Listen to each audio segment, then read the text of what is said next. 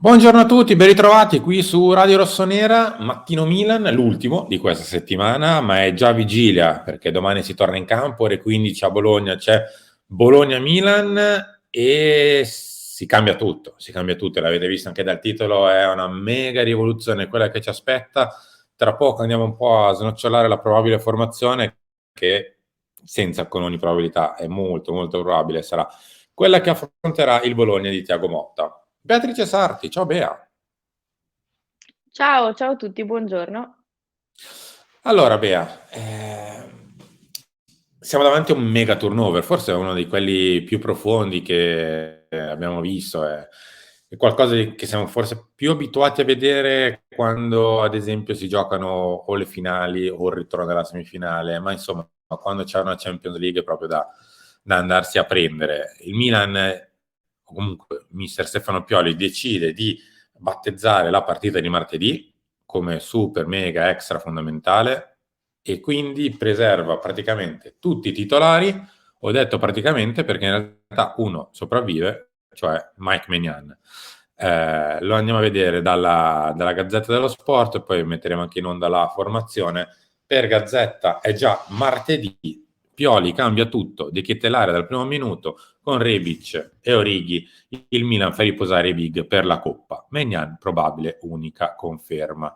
Dall'altra parte il Napoli invece va verso la pace con i tifosi e Kvara riposerà, si chiede? Perché comunque il Napoli ha tantissimo vantaggio, ma deve vincere uno scudetto. Ma io guarda, dopo De Ketelare con Rebic e Orighi mi nascondo ancora di più nel pezzo rosa, perché che ti devo dire, cioè se poi domenica non segna, non fa niente perché Vabbè, gioca con lascia Rebic e stare di Orighi. Ketelare, beh. No, no, ho capito, però cioè tutte le volte succede la stessa identica cosa. Io spero, mi auguro che, il Milan possa vincere comunque la partita, però cioè va bene, ieri anche al talk l'abbiamo detto, per carità, si accetta visto che c'hai tanto da perdere, però è una cosa, cioè, ma mi viene in mente anche Vranks ad esempio, no, che giocherà, è un po' pesante come turnover. Io così tanto non mi aspettavo sinceramente, cioè speravo di non vedere assolutamente giocare Giroud, speravo di non veder giocare Tonali, Theo idem, però così è veramente molto, cioè tanto, tanto, tanto turnover. È praticamente un'altra squadra a parte Mike. Poi per carità, a questo punto se il risultato interessa poco, mi va anche bene, però se poi il Milan a Bologna perde, cioè se ti interessa poco, ti deve interessare poco anche il risultato. Poi ripeto, magari questa squadra va a vincere 3-0 a Bologna, però non so cosa ne pensi anche tu, è veramente una rivoluzione un po' pesante.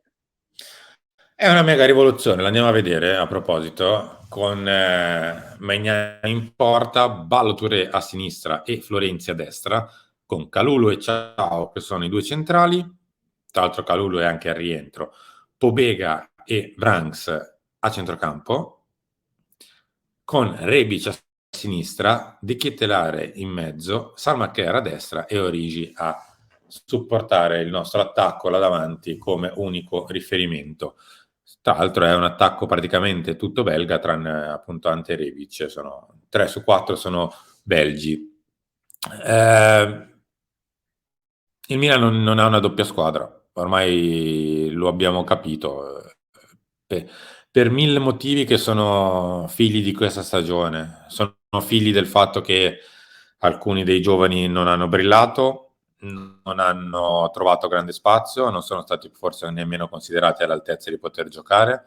Eh, Qualcuno delle riserve di un po' più alta esperienza, vedi Rebic e Origi, invece ha floppato la stagione per ora. Hanno un mese e mezzo per provare un attimino a raddrizzarla, ma finora non c'è traccia di loro in stagione. E quindi in pratica non volevo chiamarlo Milan 2 perché è brutto, chiamiamolo Milan bis. Dai.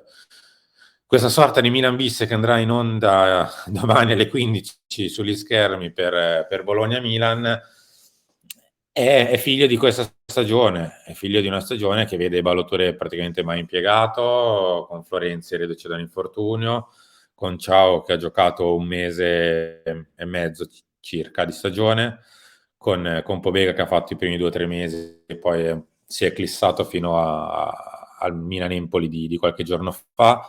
Vranks non ne parliamo, non ha mai visto campo.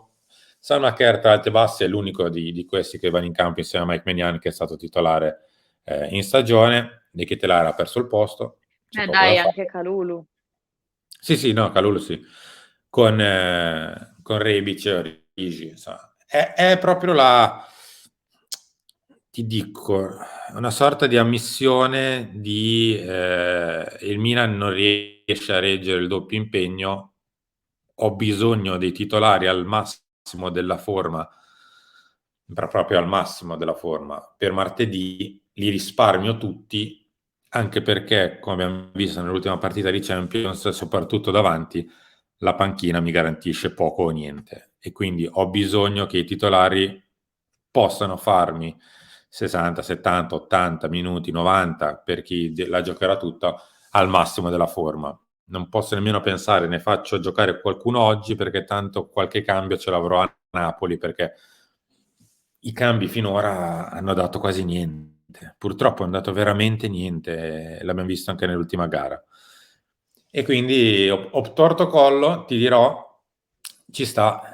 È un rischio calcolato, è un grande rischio, perché come ha detto ieri Peppe Di Stefano in collegamento al talk, e ritrovarsi con un pugno di mosche perché magari sbagli, che ne so, un rigore in finale e sei quinto in campionato e ti ritrovi con niente.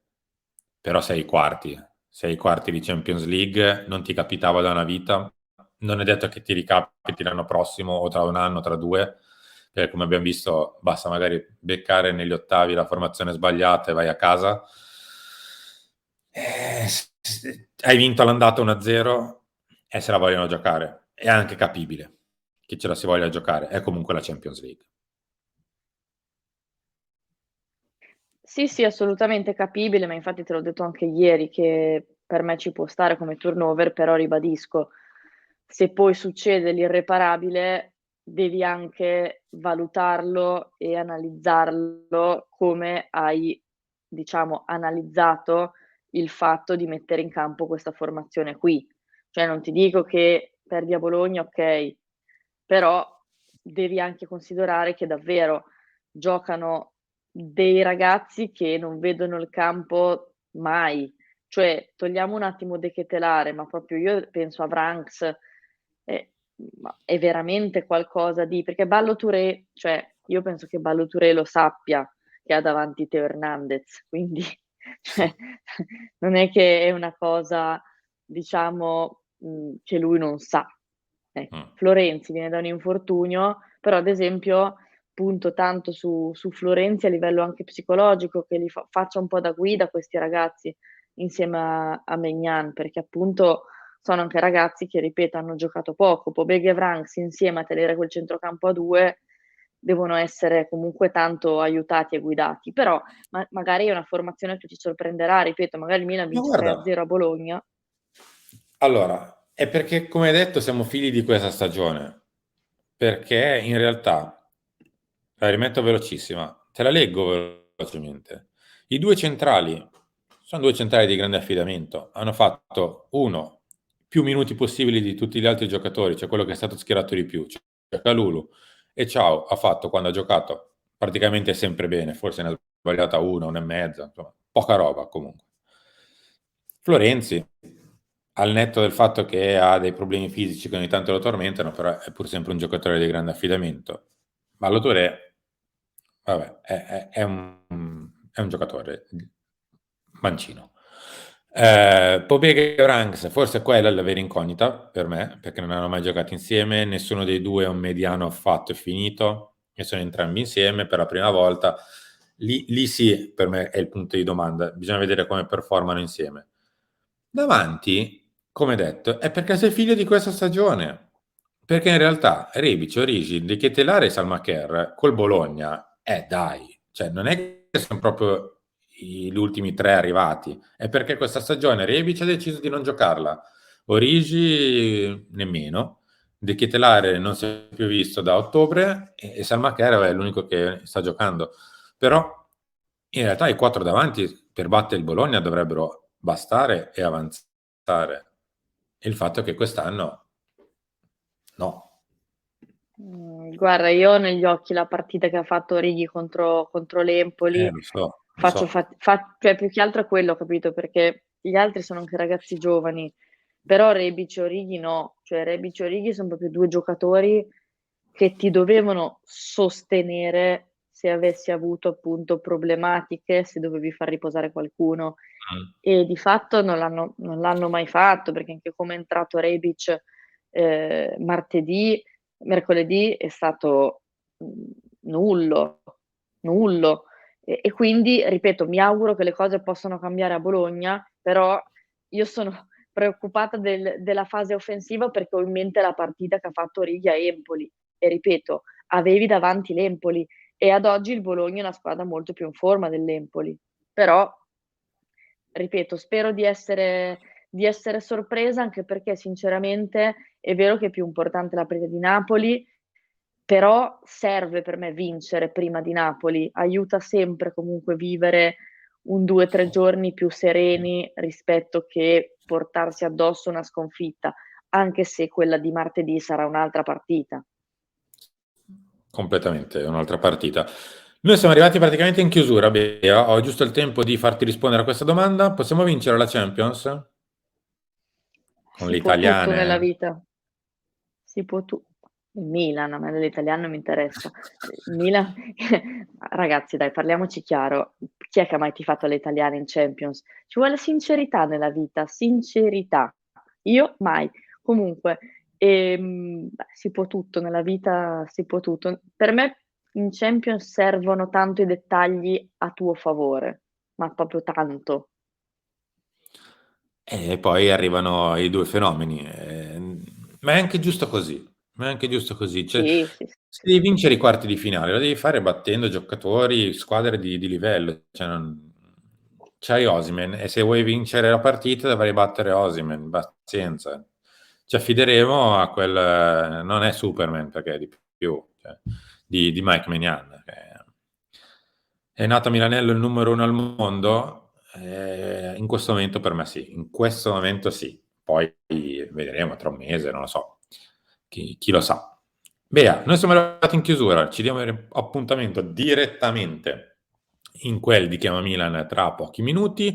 Per tutti gli aggiornamenti invece ci ridiamo appuntamento alle 13 con Lance e alle 16 con Pelle Rossonera, ovvero l'appuntamento classico del venerdì con Carlo Pellegatti. Bea, ciao! Ciao, ciao a tutti, a dopo. Mettete like, iscrivetevi e scrivete nei commenti se siete d'accordo oppure contrari a questo maxi, iper, mega, ultra turnover del Milan a Bologna. Ciao a tutti!